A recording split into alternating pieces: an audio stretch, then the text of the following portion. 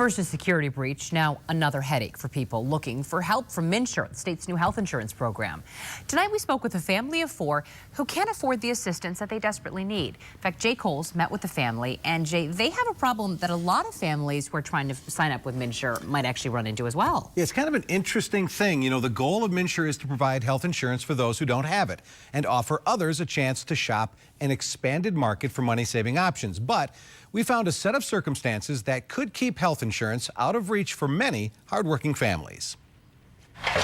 Putting food on the table and a roof over their heads is hard enough for Minnesota families. Now mix in some rising health insurance costs and what do you get? Oh, stressed out, right, guys? I mean, stressed to the max, yeah. Jennifer Slafter and her husband a couple months ago were told this by their health insurance company. I think we went from $721 a month to $892.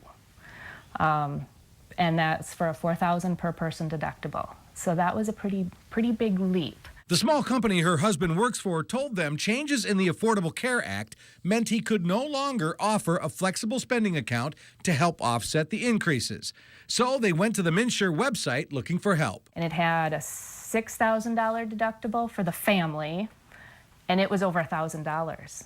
And we went, oh my. They then called MNsure looking for an explanation and were told they could have a cheaper option, but their 2 daughters would have to use a Medicaid plan. We feel like it's our responsibility to take care of our children and that we're a family and we should sort of sink or swim together. Plus, they live in rural Fillmore County, where Jennifer was told there are no Medicaid providers right now.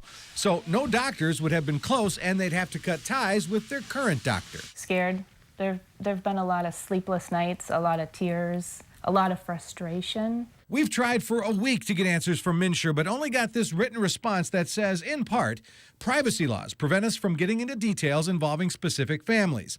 And situations like the Slafters arise under the Affordable Care Act because the ACA requires that a state maintain the income eligibility levels for children on public programs that existed prior to the ACA, which leaves few options and much higher medical care expenses. I really felt that this was going to help us, and it didn't. It made things exponentially worse for us.